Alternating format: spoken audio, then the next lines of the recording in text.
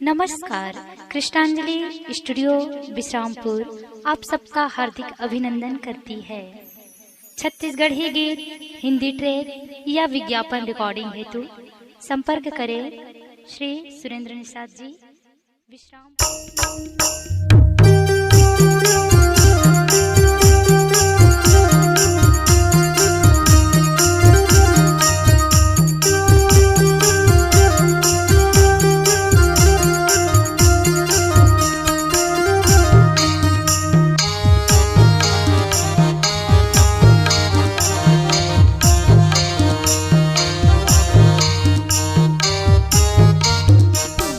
छत्तीसगढ़ के भुइयां में जन्म लिए बाबा, छत्तीसगढ़ के भुइयां में जन्म लिए बाबा। तय मरी करना तय पावन करना, तय मरी करना तय पावन करना। गिरधपुरी भुइयां ला पावन करना, तय मरी करना तय पावन करना। गिरधपुरी भुइयां ला मरी करना।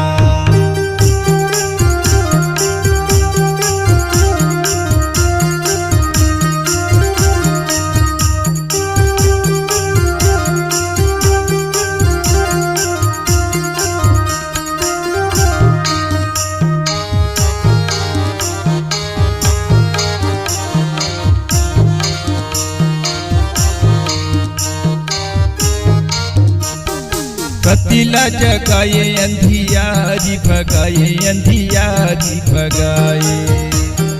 रति के रति दामा दुनिया बताए बाबा, दुनिया बताए। कतिला जगाए अंधियारी भगाए, अंधियारी भगाए। रति के रति दामा दुनिया बताए बाबा, दुनिया बताए। तय पावन करना तय मरी करना, तय पावन करना। गिरधपुरी भुइयां ला पावन करना, तय मरी करना तय पावन करना। गिरधपुरी भुइयां ला मरी करना।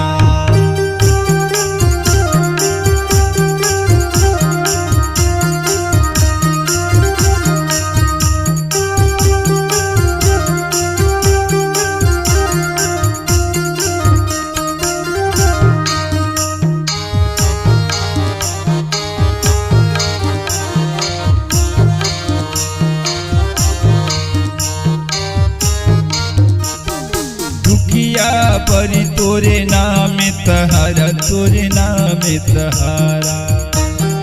सत्य नाम नाम पुकारा, गुरु नाम पुकारा। दुखिया बरे तोरे नाम तहारा, तोरे नाम तहारा। सत्य नाम नाम पुकारा, गुरु नाम पुकारा। तय पावन करना तय मरी करना, तय पावन करना। गिरधपुरी भुइयां ला पावन करना, तय मरी करना तय पावन करना। गिरधपुरी भुइयां ला मरी करना।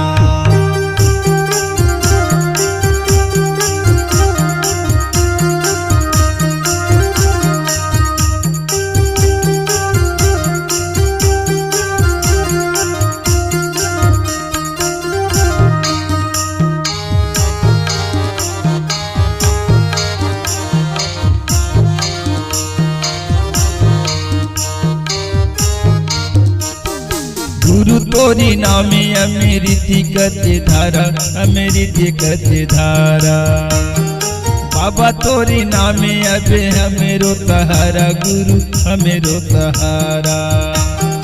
गुरु तोरी नामे अमृति गति धारा, अमृति गति धारा।